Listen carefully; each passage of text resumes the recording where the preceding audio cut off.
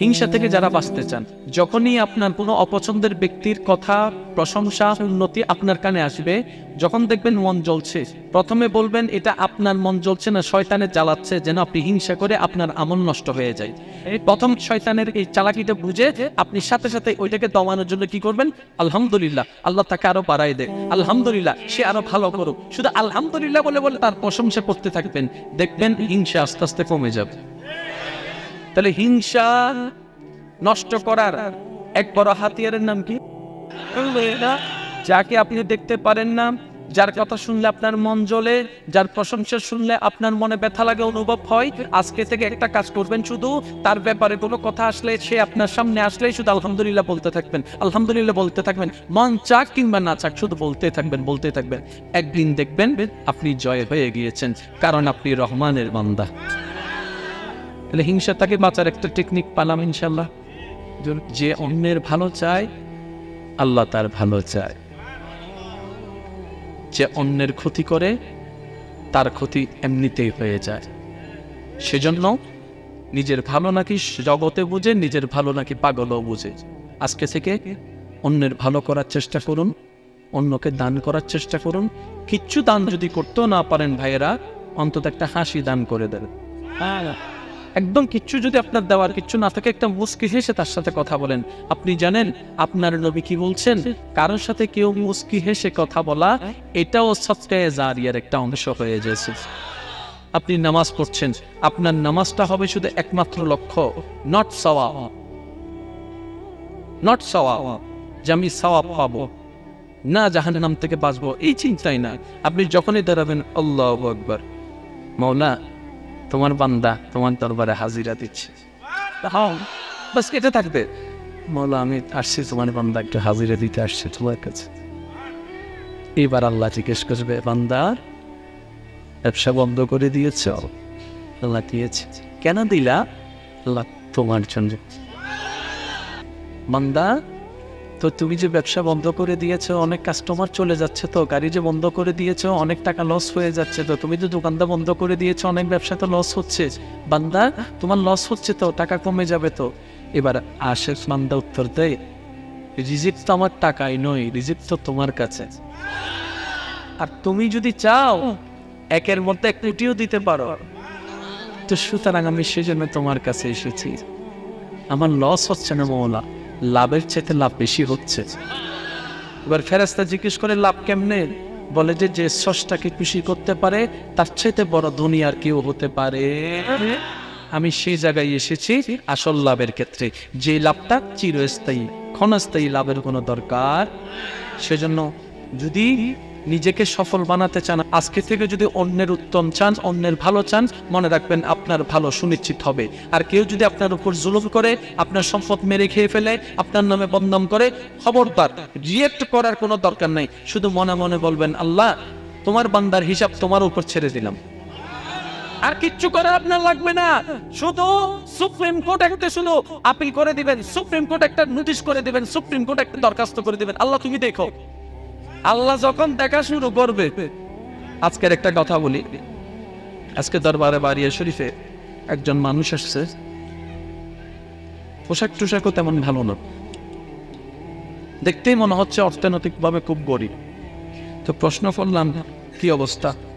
বলে যে কিছু সাহায্যের জন্য আসছে, কিন্তু শরীরে টলিলে বলতেছে মোটামুটি তবস তবস আছে। তা আমি জিজ্ঞেস করলাম আগে কি করতেন? এক সময় আমার কোটি টাকা ছিল, এক সময় আমার কোটি টাকা। তো এই অবস্থা কেন? আমার ছেলে না আমার সব কিছু নিয়ে আমাকে বের করে দিছে। আমার একটু ইন্টারেস্ট বেড়ে গেছে জিনিসটার বিষয়ে। তা আমি বলতাম কি করতেন আপনি? আমি একটা ব্যবসা করতাম। তখন জিজ্ঞেস করছি, আচ্ছা ভাই সত্যি করে একটা কথা বলেন, এখন তো আপনার কোনো টাকা পয়সা নেই। বলে যে না, ওষুধ খাওয়ারও টাকা নেই, আপনি বললেন, খাবার টাকা নেই, আপনি বললেন। আচ্ছা আপনি কি কখনো মানুষকে কষ্ট দিয়েছেন? বলে যে এইটার কারণে তো আজকে আমি এই অবস্থায়। আমি বললাম কেন? বলে যে আমার যখন পাওয়ার ছিল, আমি মানুষের জায়গা জমিন দখল করে নিয়েছিলাম, দলিলে হালকা 19-20 থাকলে সেটাই আমি দখল করতাম। যেভাবে দখল করার সব পদ্ধতি আমার কাছে ছিল, পাওয়ারও ছিল, সব কিছু ছিল, আমি সব দখল করেছি সন্তানের ভবিষ্যতের জন্য। আমার ভবিষ্যৎটাই নষ্ট হয়ে গেছে। তার মানে আপনি যখন অন্যের ক্ষতি করবেন এতটুকু নিশ্চিত থাকেন আপনার ক্ষতি নিশ্চিত নিশ্চিত নিশ্চিত আছে। আপনি নিজের ক্ষতি চান, বলেন আপনি নিজের ক্ষতি চান। আপনি যদি বলেন যে আমি নিজের ক্ষতি চাই না, তাহলে আপনি অন্যের উপকার করা শুরু করেন, আল্লাহ আপনার উপকার শুরু করে দিবে। বলেন সুবহানাল্লাহ। যদি আল্লাহর প্রিয় হতে চান, যদি নিজের পরকালকে সুন্দর করতে চান, আপনাকে এনিহাও শয়তানের ফাঁদগুলোকে বুঝতে হবে, চিনতে হবে। আপনি নিজের মতো করে একটা লিস্ট করেন, শয়তানের ফাঁদে কি কি থাকতে পারে কোয়ালিটি, শয়তানের ফাঁদে কি কি রশি থাকতে পারে, শয়তানের ফাঁদে কি কি গর্ত থাকতে পারে, শয়তানের ফাঁদের কি কি কৌশল থাকতে পারে, আপনি একটা লিস্টই করবেন। যেমন আমি আপনাদেরকে একটু হিংস দিচ্ছি, হিংসা এটা আল্লাহর পক্ষ থেকে হতে পারে না, এটা শয়তানের পক্ষ থেকে। লোভ শয়তানের পক্ষ থেকে, অহংকার শয়তানের পক্ষ থেকে, মানুষের পিছনে লাগা শয়তানের পক্ষ থেকে, কেউ উন্নত করছে তাকে হিংসা করে টেনে নেমে নেওয়া শয়তানের পক্ষ থেকে, অন্যকে খারাপ বানানোর জন্য কারো কাছে বদনাম করা এটা শয়তানের কাজ হতে পারে, কারো টাকা নিয়ে এক সপ্তাহের জন্য নিয়ে এক বছরও না দেওয়া এটা শয়তানের কাজ হতে পারে, ব্যবসার মধ্যে 2 নম্বরই করা এটা শয়তানের কাজ হতে পারে, টেবিলের নিচে বস নেওয়া এটা শয়তানের কাজ হতে পারে, সুদের ব্যবসা করা এটা শয়তানের কাজ হতে পারে। কারণ আপনি ভাই মানেন কিংবা না মানেন, আপনাকে মৃত্যুবরণ করতেই হবে। আপনি থাকতে চান কিংবা না চান, অন্ধকার কবরে আপনাকে থাকতে হবে। আপনি চান কিংবা না চান, রবের সামনে আপনাকে দাঁড়াইতে হবে। মানেন না মানেন, আপনি রবের সামনে আপনাকে এনিহাও দাঁড়াইতে হবে। কোন মুখ নিয়ে দাঁড়াবেন? চালাক বান্দা কারা জানেন? যারা সাময়িকটা না নিয়ে চিরস্থায়ীটা নেয়। সূত্রটা যদি বুঝে ফেলতে পারেন, পুরো রাস্তা ক্লিয়ার, পুরো রাস্তা ক্লিয়ার। আপনার ইহকালও সাকসেস, পরকালও সাকসেস। আপনারা জানেন, আপনার আমার নবীর কাছে একজন বিধর্মী আসলেন, এসে বললেন আমি ইসলাম ধর্ম গ্রহণ করতে পারি, কিন্তু আমার একটা শর্ত আছে, আমার একটা শর্ত। নবী মুস্কি হেসে বললেন কি শর্ত বলো? বলে যে আমি 5 ওয়াক্ত নামাজ পড়তে পারবো না। তো তুমি কয় ওয়াক্ত পারবা? আমি অল্প পারবো, 2-3 ওয়াক্ত 4 ওয়াক্ত। আমার নবী বললেন যে ঠিক আছে, একটু দূরে। আপনার জন্য আমার জন্য ওনার জন্য আমার নবী কালিমা পড়াই নিলেন এবং রায় করে দিলেন 4 ওয়াক্ত। কারণ নবীর সাথে কানেকশন আছে কার? এদিকে কি কথা হচ্ছে শুনছেন কে? আল্লাহর নবী ইসলামকে এত সুন্দর এবং সহজ করেছেন, এত সুন্দর এবং সহজ করেছেন। আরেকটা জিনিস দেখেন, এটা আমি বোঝার জন্য বলছি আপনাদেরকে। একজন সাহাবা রোজার অবস্থায় কিছু ভুল হলো, নবীর কাছে আসছেন, ইয়া রাসূলুল্লাহ আমার এই জিনিসটা ভুল হয়েছে। তা আমার নবী ওনাকে পরামর্শ দিলেন, তুমি একটা কাজ করো, কিছু মানুষকে খাওয়াই দাও। উনি বললেন ইয়া রাসূলুল্লাহ আমি নিজে খাইতে পারি না, মানুষরে কি খাও? উনি কিন্তু আসামি। তো নবী বললেন তুমি খাওয়াই দাও। বলে যে ইয়া রাসূলুল্লাহ আমি নিজে খাইতে পারি না, আমি অন্যকে কি খাওয়াবো? নবী বললেন তাহলে রোজা রেখে দাও। ওই একটা রোজা রাখছে সেটার মধ্যে এরকম ভুল করে ফেলছে, এতগুলা রোজা রাখতে গেলে তো এটাও গলত হয়ে যাবে। আমার নবী বললেন একটা কাজ করো, কিছু সদকা করে দাও। কেউ ইয়া রাসূলুল্লাহ আমার কাছে কিছু নাই যে সদকা করব। নবী বললেন তুমি বসো। কিছুক্ষণের মধ্যে এক থালি খেজুর আসছে নবীর দরবারে। নবীজি সেই খেজুরের থালিটা ওনার হাতে দিলেন, দিয়ে বললেন মদিনার সবচেয়ে গরিব পরিবারের কাছে এগুলো দিয়ে আসো যাও। উনি বললেন ইয়া রাসূলুল্লাহ আমার জানা মতে মদিনায় আমার মতো গরিব আর কেউ নাই। আর একটু জোরে বলেন না, আমার জানা মতো মদিনায় আমার মতো গরিব। ওনার কথা শুনে নবী রাহমাতুল লিল আলামিন খুশি হয়ে মুস্কি হাসি দিলে, হেসে বললেন যাও তুমি এবং তোমার পরিবার মিলে খেয়ে নাও, সদকা আদায় হয়ে যাবে, তোমার ভুলের সুদ হয়ে যাবে। বলেন সুবহানাল্লাহ। ইসলামটাকে কত সহজ করেছেন নবী, আর সেই ইসলামটা আপনি আমি ঝগড়ায় নিয়ে গেলাম। মনে রাখবেন প্রত্যেকটা মুসলমানের জন্য ইসলাম আমানত। অন্যের টাকা যেমন আপনার কাছে আমানত, ইসলামও আপনার কাছে আমানত। আল্লাহ কিন্তু জিজ্ঞেস করবেন আমার নবী যে ইসলামটাকে সাজাই দিয়ে এসেছেন, তোমরা সেই ইসলামের কতটুক খেদমত করেছো, কতটুক মান মর্যাদা রক্ষা করে চলেছো। প্রত্যেকটা মুসলমানকে কিন্তু আল্লাহ জিজ্ঞেস করবে। সেজন্য তর্ক দিয়ে নয়, বিশ্বের মধ্যে ইসলামকে পৌঁছাই দিতে হবে সুন্দর চরিত্র দিয়ে এবং মহব্বত দিয়ে। বলেন সুবহানাল্লাহ। আল্লাহ বান্দা মাঝখানে ঢুকে গেছে, শয়তানের চাচ্ছে আপনাকে আল্লাহর কাছে যেতে না দিতে। আপনার টার্গেট, আপনাকে সফল হওয়ার জন্য আল্লাহর রহমতের কাছে আপনাকে যেতেই হবে। এবার শয়তানে কি করলো? শয়তানে কি পারবে আপনার হাত ধরে টেনে রাখতে? আপনার পা বেঁধে রাখতে পারবে? এবার শয়তান কি করলো? একটা কৌশল খেললো। সেই কৌশলটা কোথায়? আপনার ভিতরে, মনের ভিতরে। এবার আপনার আল্লাহর কাছে যাওয়ার একটা মাধ্যম হচ্ছে নামাজ। এবার আপনি নামাজের মাধ্যমে আল্লাহর দিকে যেতে চাচ্ছেন, শয়তান আপনাকে নামাজ থেকে দূরে সরাই নিচ্ছে। রোজার মাধ্যমে আল্লাহর দিকে যেতে চাচ্ছেন, রোজা থেকে দূরে সরাই নিচ্ছে। মা বাবার খেদমতের মাধ্যমে আপনি আল্লাহর রহমতের নিচে যেতে চাচ্ছেন, শয়তান আপনাকে সেখান থেকে দূরে সরাই দিচ্ছে। দান সৎকার মাধ্যমে আপনি আল্লাহর রহমতের কাছে যেতে চাচ্ছেন, শয়তান সেখানের মধ্যে রিয়া ডুবাই দিয়ে ধ্বংস করে দেওয়ার চেষ্টা করছে। অন্যকে হেল্প করার মাধ্যমে আপনি আল্লাহর প্রিয় হতে চাচ্ছেন, শয়তান সেখানের মধ্যে ডিস্টার্ব করে দিচ্ছে। অন্যের প্রশংসা করে আল্লাহর কাছে যেতে চাচ্ছেন, সেখানে অন্যের বদনাম আপনার জবান থেকে বের করে সে আপনাকে ওখান থেকে দূরে রাখতে চাচ্ছে। এবার আপনি যদি আল্লাহর বান্দা হিসেবে শয়তানের এক একটা কৌশলগুলোকে মাথায় এবং মনে বসাই ফেলতে পারেন, যখনই এরকম সিচুয়েশন আসবে আপনি সাথে সাথে নিজের জবানকে বন্ধ করে ফেলবেন, হাতকে বন্ধ করে ফেলবেন, পাকে থাকে থামাই দিবেন, ব্রেনটাকে থামাই দিবেন, মনটাকে থামাই দিবেন। একদিন করবেন, এক সপ্তাহ করবেন, এক মাস করবেন, আর প্রত্যেকটা কিছু নিয়ত থাকবে মওলা তোমাকে রাজি করতে চাই, মওলা তোমাকে রাজি করতে চাই, তোমার সন্তুষ্টি অর্জন করতে চাই, তোমার প্রিয় হতে চাই। তাই শয়তানের কর্মগুলোকে আমি আস্তে আস্তে বাদ দিতে যাচ্ছি, কিন্তু আমি তো দুর্বল, আমি তো ছোট্ট, আমি তো অসহায়, মওলা তোমার সাহায্য চাই। আউযু বিল্লাহি মিনাশ শাইতানির রাজিম, আউযু বিল্লাহি মিনাশ শাইতানির রাজিম। যখন বারবার বলতে থাকবেন আল্লাহ তোমার কাছে আশ্রয় চাই, তোমার কাছে আশ্রয় চাই, তোমার কাছে পানা চাই, তোমার সাহায্য চাই, যেদিন রহমানের দরবারে আপনার ডাকটা কবুল হয়ে যাবে, তখন আল্লাহ আপনার স্পেশাল রহমত দিয়ে আপনার চতুর্দিকে ঘেরাও করে নেবে। সেই দিন শয়তানের আপনার কাছেও আসতে পারবে না, আপনি আল্লাহর প্রিয় বান্দা হয়ে যাবেন। এই মাঝখানের সময়টা একটু ধৈর্য ধরতে হবে। আর এত বড় একটা রেজাল্ট, একটু তো ধৈর্য ধরতে হবে।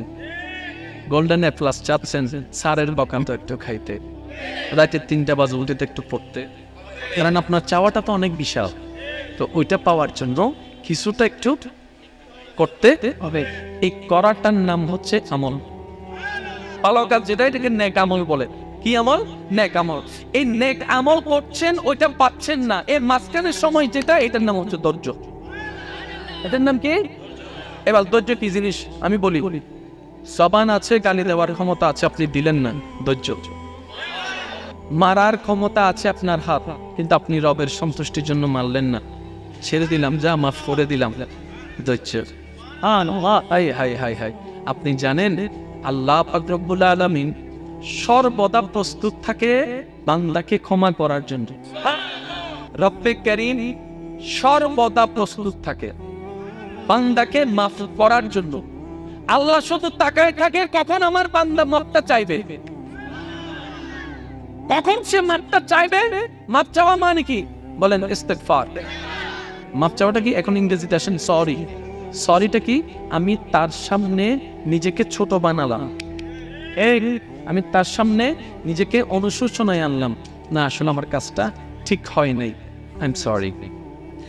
যে সরি বলে তার আওয়াজ কি এরকম থাকে? I am sorry. এটা কি সরি লেভেলে যাবে? যদিও সরিটা আছে, কিন্তু এটা সরি লেভেলে যাবে, কারণ সরিটা যে লেভেলের, যে শব্দের যে কথা, আপনার ভয়েসটা থাকতে হবে তেমন, আপনার চেহারা থাকতে হবে। আপনি যদি বলেন আই এম সরি, বাহ, হবে?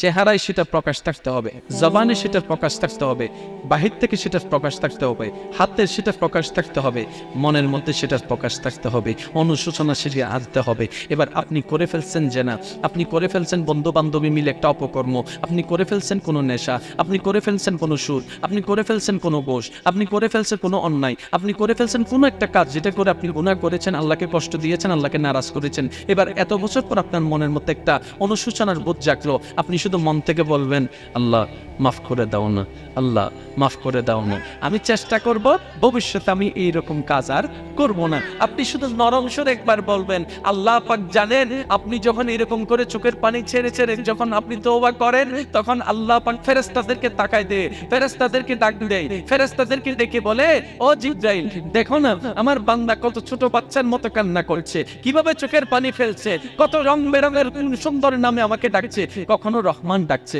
কখনো রহিম ডাকছে। দেখো না তার ডাকের কত মায়া, দেখো না তার ডাকের কত ভালোবাসা, কত মায়া দিয়ে আমাকে ডাকছে। ও ফেরেশতা জিবরাইল, তোমার কোনো গুনাহ নাই সেটা আমি জানি, কিন্তু কখনো আমার এই গুনাহগার বান্দার মতো করে কখনো আমাকে ডেকেছো, এত ভালোবেসে কখনো ডেকেছো আমি আল্লাহর সন্তুষ্টি পাওয়ার জন্য কখনো দুই ফোঁটা চোখের পানি তোমরা ফেরেশতারা ফেলেছো? ফেরেশতারা বলে যে আল্লাহ আমাদের গুনাহও নাই, কান্না করার তো কোনো দরকার নাই। আল্লাহ পাক তখন বলে, এখন বুঝতে পারছো কেন আমি বান্দা সৃষ্টি করেছি? কেন আমি বান্দা সৃষ্টি করেছি? কারণ আমি চাই আমার বান্দা গুনাহ করলেও সে যেন বারবার আমার কাছে আছে। মা কররাকা বিরাব্বিকাল কারীম, ও বান্দা লা তাকনাতু মির রাহমাতিল্লাহ ইন্নাল্লাহা ইয়াগফিরু যুনুবা জামিয়া। বান্দারে একবার শুধু তওবা কর মন থেকে, আমি তোর একটা তওবার কারণে হাজার গুনাহ মাফ করে দিতে রাজি। এবার আপনাকে যদি আল্লাহ মাফ করে দেয়, লস কার? শয়তানের। কেমন লস?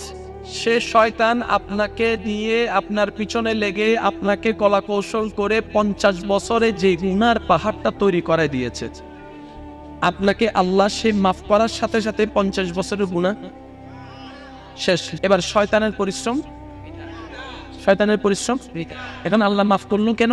আপনি তওবা করেছেন, সেজন্য শয়তানে তওবা করতে দেয় না। নিজেকে প্রশ্ন করে দেখেন তো, আপনি এই গত 2 মাসে কয়বার তওবা করছেন? যেখানে আমাদের দৈনিক 100 বার করা দরকার, সেখানে কিন্তু 2 মাসে আপনি আমি একবারও করিনি।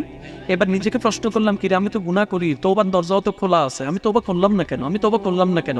আসলে আপনি তওবা করেন নাই নয়, শয়তানে তওবা করতে দেয় নাই। এবার শয়তানকে তার বন্ধুরা জিজ্ঞেস করে, কি রে বান্দারে তুই তওবা করতে দেস না কেন? শয়তান বলে, আমি পরিশ্রম করে 50 বছরে যে গুনার পাহাড় বানায় দিয়েছি, সে যদি একবার তওবা করে সেটাই যদি কবুল হয়ে যায়, এমন 50 বছরের পরিশ্রম শেষ হয়ে যাবে, তাই আমি বান্দাকে দিয়ে তওবা করাই না। সেজন্য চালাক বান্দা তারাই অন্তত রাত্রে ঘুমানোর আগে একবার হলো মৌলার দরবারে তওবার মাধ্যমে নিজেকে প্রেজেন্ট করে বলে, মৌলা বান্দা এসেছি তোমার দরবারে, ভিখারি সেজে এসেছি, অপরাধী হয়ে এসেছি, মৌলা তুমি রহমান একটু মাফ করে দাও না। আজকে থেকে এই আমলটা করার চেষ্টা করবেন প্রত্যেকদিন রাত্রে, এটা যেন মিস না হয়। সওয়াব একটা হচ্ছে, আপনি সওয়াব করছেন, গুনাহ করছেন, এই একটা জগৎ। আপনি গুনাহ করছেন, সওয়াব করছেন না, এটা একটা জগৎ। আপনি গুনাহ কমাচ্ছেন, সওয়াব বরাবর আছে, এই একটা জগৎ। এতগুলো জগতের মধ্যে সবচেয়ে ইম্পর্টেন্ট কোনটা জানেন? সওয়াব বাড়ানোর চাইতে গুনাহ কমানো উত্তম। সওয়াব বাড়ানোর তুলনায় গুনাহ কমানো কেন? আপনি নিজের সারা দিনটাকে একটু গবেষণা করেন। সওয়াবের পার্সেন্টেজ 20%, গুনার পার্সেন্টেজ 80%, তাহলে কোথায় 80%, কোথায় 20%? আপনি এই 20% যদি থাকে, এটা যদি গুনার লেভেলটা যদি 2% চলে আসে, এই 20% সব এটাই মহাসমুদ্র হয়ে যাবে, মহাসাগর হয়ে যাবে, মহাসমুদ্র হয়ে যাবে। এই 20%টা যদি এই দিকের লেভেলটা একটু কমে আসে, এবার আপনারাই বলেন, প্রতিযোগিতা কি সব বাড়ানোর জন্য করা দরকার আমাদের, নাকি প্রথমে গুনাহ কমানোর জন্য? এখন আপনার দৃষ্টিতে কোন কোন কাজ আপনি গুনাহ করেন, আপনি একটা লিস্টি করেন মনে মনে, দরকারের মোবাইলের নোটপ্যাডে করেন, কোন কোন বদ অভ্যাস আপনার কাছে আছে, এটা একটা লিস্টি করবেন। ওই লিস্টি মোতাবেক প্রত্যেকটা দোষের পাশে একটা সময় দিবেন, 2 সপ্তাহ, 1 সপ্তাহ, 1 মাস, ঠিক আছে? ওটাকে স্ক্রিনশট নিয়ে আপনার মোবাইলের মধ্যে স্ক্রিন সেভারে লাগাই দিবেন আপনি। এই দোষগুলা শয়তানের। আজকে থেকে আমি আমার রবকে খুশি করার জন্য এই দোষটা বাদ দেওয়ার চেষ্টা করব, রাগটাকে কমানোর চেষ্টা করব, হিংসাকে বাদ দেওয়ার চেষ্টা করব। আজ থেকে আমি লেগে গেলাম, কারণ পরিবর্তন তো একদিনে আসবে না, আপনাকে চেষ্টা করতে হবে। আর আপনার এই চেষ্টা করা ছাড়া দ্বিতীয় কোনো উপায়, কারণ আপনি যে সম্পদ কামাচ্ছেন, যে টাকাটা কামাচ্ছেন, মনে করেন আপনি সারাদিন বাসে হেল্পারগিরি করলেন আর কি, টাকাটা পকেটে আছে, যদি আপনি মারা যান সে টাকাটা বের করে সবাই নিয়ে নেবে, এই আপনার সাথ পেন আপনার সাথে কবরে যাবে না। বাস এই জিনিসটা মাথার মধ্যে নিয়ে আসেন। আল্লাহর ওয়াস্তে বিশ্বাস করেন ভাই, আপনি যদি নিজেকে পরিবর্তন করতে চান, ইনশাআল্লাহ আপনি অবশ্যই পারবেন, কারণ আপনি রহমানের বান্দা, আপনার সাপোর্টার তো রহমান আছে, আপনার সাপোর্টার তো রহমান আছে, তা আপনার তো ভয় পাওয়ার কোনো দরকার নাই। আর কেমন সাপোর্টার? যিনি ইন্নাল্লাহা আলা কুল্লি শাইইন কাদির। কেমন সাপোর্টার যিনি সমস্ত বিশ্বের খালিক, কেমন সাপোর্টার যিনি রব। যেখানে এত বড় একজন সাপোর্টার আপনার কাছে আছে, আপনার সাথে আছে, আপনার তো নিরাশ হওয়ার দরকার নাই, মন ছোট করার দরকার নেই। যদ্দূর পারেন করে যান না, নবীর মোহাব্বত অন্তরে রাখেন, আল্লাহর ভয়টা অন্তরে রাখেন, তখন দেখবেন এই অল্প অল্প কাজও হাসরের ময়দানে বিশাল সওয়াবের পাহাড় হয়ে দাঁড়ায় যাবে। আর একটু জোরে বলেন না সুবহানাল্লাহ। আল্লাহ আমাদের সবাইকে নেক আমলের সহিত থাকার তৌফিক দান করুন। আল্লাহ পাক আমাদের সকলের হাজির কবুল করুক, আমিন।